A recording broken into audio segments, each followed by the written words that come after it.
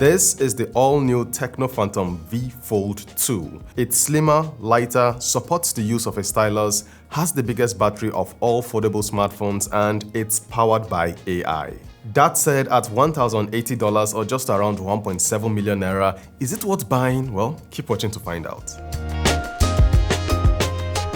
Now in my region, when you buy the TECNO Phantom V Fold 2, you will also get the Phantom V Pen. You can also get the TECNO Watch Pro 2 and the TECNO True One wireless earbuds to get into the TECNO ecosystem. They all work seamlessly with each other.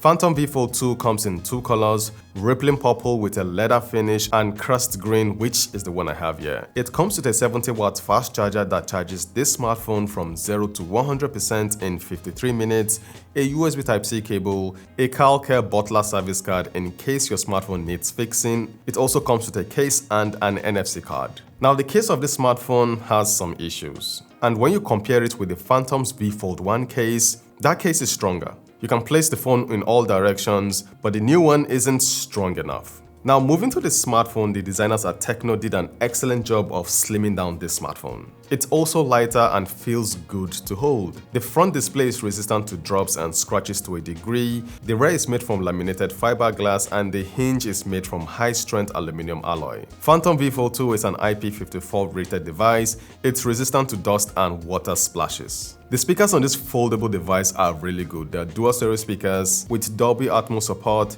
This smartphone has 3 microphones, it has a dual SIM card tray, no memory card slot, and no eSIM. Why? Being a foldable device, this smartphone has 5 cameras, 3 50-megapixel shooters at the rear, and 2 32-megapixel selfie cameras. Here's a sneak peek of some of the pictures I captured, but more on that to come later on. Now moving to the display and starting with the cover screen, it's a 6.42-inch Full HD Plus AMOLED L2PO panel. Being an L2PO panel means that the refresh rate is variable. It can slow down to as low as 10 Hz to save some power, and when it's time to use it, it ramps up to 120 Hz. At 6.42 inches, it's big enough to type on. You can use the cover display to do everything, including playing games. The display is usable under direct sunlight. It has a peak brightness of 1600 nits. Now moving to the inner display, it's a 7.85-inch 2K AMOLED L2PO panel with a max refresh rate of 120 Hz. One thing I noticed about the inner display is the colors are a bit boosted. It tends to add a little bit of saturation, but it's still a good display for consuming content. The display is bright. It has a peak brightness of 900 nits and it's visible outside. It's a good display for gaming. The touch sampling rate is 360 Hz, so it's very responsive. It supports the use of a stylus. Sadly, the cover display doesn't. You can tilt the screen to 120 degrees. Some apps, including YouTube, have been optimized to work in this position. You can see the controls at the bottom screen. It doesn't work for Netflix, but it works for Zoom meetings, WhatsApp video call, and the camera app. Now let's talk about the stylus because it brings more functionality to this foldable device. It has a shortcut feature panel. From here you can open the Notes app, you can take a screenshot and annotate on it. Now the Note app has been revamped. You can draw with it and even transform your drawings into something spectacular using TECNO AI GC. You can even do some basic and advanced calculations with the Note app. Using the stylus to write a WhatsApp message or an email is a little bit difficult. Here's what I mean. First of all, if you write one word and another word, it combines them together, leaving no space. Now the solution to this is you need to write the entire sentence with space for it to get it right. You can also add a space by using the space bar or by making a slash between the words, but it shouldn't be like this. The accuracy is good if you write legibly. The translate shortcut doesn't seem to do anything when you tap on it. The same goes to the photo cutout, it does nothing. Hopefully a software update will fix all these problems and make them easier to use. Now back to using the stylus as the primary input method. Again, it's challenging because the text area is tiny. This is the text area on WhatsApp and writing this in this small space is difficult. You can't write anywhere else apart from this small space, and the same applies to other applications. Compared to other smartphones that use a stylus, the writing, or should I say the text area, is way bigger. The stylus is much better when it comes to drawing. It's accurate and there's low latency. Another area where the stylus comes in handy is when you want to crop a picture or when you want to take a picture. You can use it as a remote shutter button. The processor in the Phantom V Fold 2 is the same as in the V Fold 1. It uses the Mediatek Dimensity 9000 Plus chipset, a 4nm processor. It's fast enough for day-to-day tasks, launching applications and multitasking, but I just wish they upgraded it. For those interested in the Antutu and Geek bench score, this one is for you. Phantom V Fold 2 has 12GB of RAM that can be expanded to 24GB of RAM, and it has 512GB of internal storage. Multitask like a pro with this foldable smartphone. You can keep 2, 3, or even 4 apps open at once, just like on your PC, but unlike your PC, it slips right in your pocket. To multitask, open an application, tap on the 3 dots at the top, tap on split, and select the second application. Now, TECNO says AI powers this smartphone. It has many useful AI features. It has a real-time two-way call translator. At the time of making this video, it only supports French and Arabic.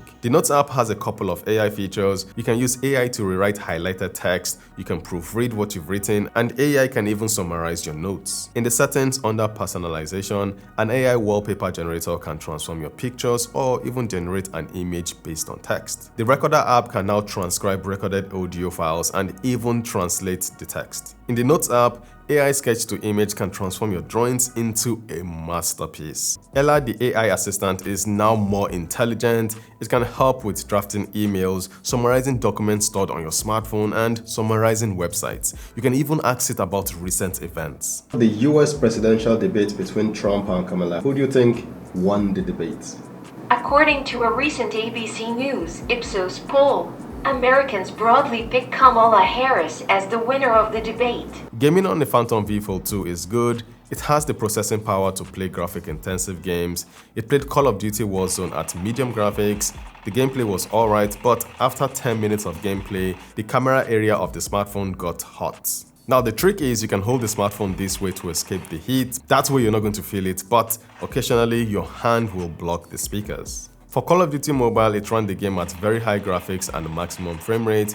It can also play the game at ultra frame rate and low graphics for buttery smooth gameplay. PUBG ran at ultra HD graphics and ultra frame rate. You can also set it to HDR graphics and extreme frame rate. I love the sound coming out from the speakers. As you can see, the Phantom V Fold 2 can play graphic intensive games. Now for the operating system, the Phantom V Fold 2 is running Android 14 with iOS version 14.5.0, and it should get Android 15 when it comes out. For the price of this smartphone, I think TECNO needs to guarantee at least 3 years of Android OS updates. The selfie cameras are 32 megapixel shooters, and yeah, some samples.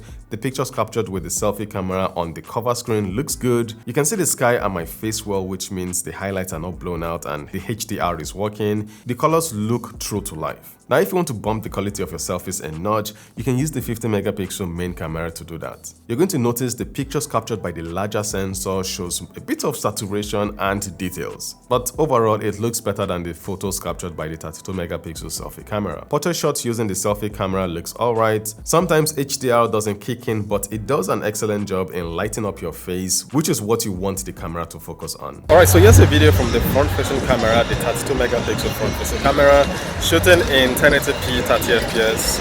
What do you guys think about the video quality? Let me know in the comment section below. Plus, stabilization is on them, so what do you guys think about the video quality? The front-facing camera can shoot in 1080p 30 fps and 60 fps, and it has video stabilization. So let's run and see if it works.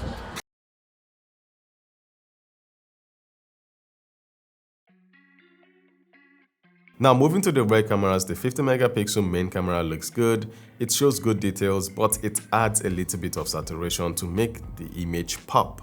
Notice how the colors on the main camera and the ultra-wide camera doesn't match. This is red on the main camera, and on the ultra-wide camera it's orange. The telephoto camera can zoom to 10x and it looks usable. Portrait shots at 2x are captured using the telephoto lens, and what it produces are breathtaking. Now you can capture portrait shots using the 50 megapixel main camera, but it doesn't look as good as the portrait shots captured by the telephoto camera.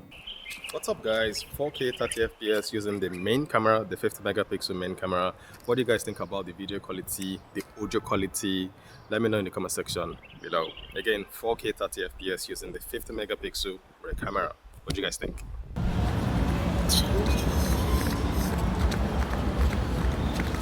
Now, the battery inside this foldable smartphone is the largest you will find in any foldable device. It has a 5750 mAh battery and it held up well. Granted, I had to charge the smartphone twice a day because I was using the bigger screen most of the time. But the good thing is, with a 70 watts fast charger, charging this device is fast. Here's the charging breakdown when I did my charging test. This device also supports wireless charging at 15 watts and reverse wireless charging to charge other devices. And now for the price. At the time of making this video, the TECNO Phantom V Fold 2 cost 1,729,000 naira, or just around $1,080. Now before you scream, it's the most affordable foldable device in the market right now. I like what TECNO did with the chassis. They made it smaller and lighter. It's an IP54 rated device. It has good stereo speakers. It supports the use of a stylus, and that can come in handy.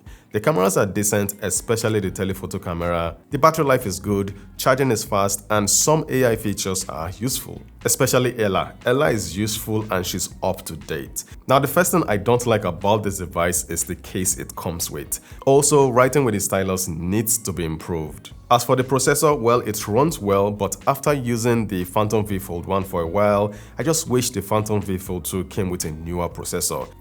So, what do you guys think about the Phantom V Fold 2? If you have questions about it, you can drop them in the comment section. Thank you for watching till the end, and if you found this video to be useful, hit the like button and maybe subscribe. Valor Reviews, signing out. Now, before I go, I will be reviewing the Phantom V Flip, so stay tuned for that.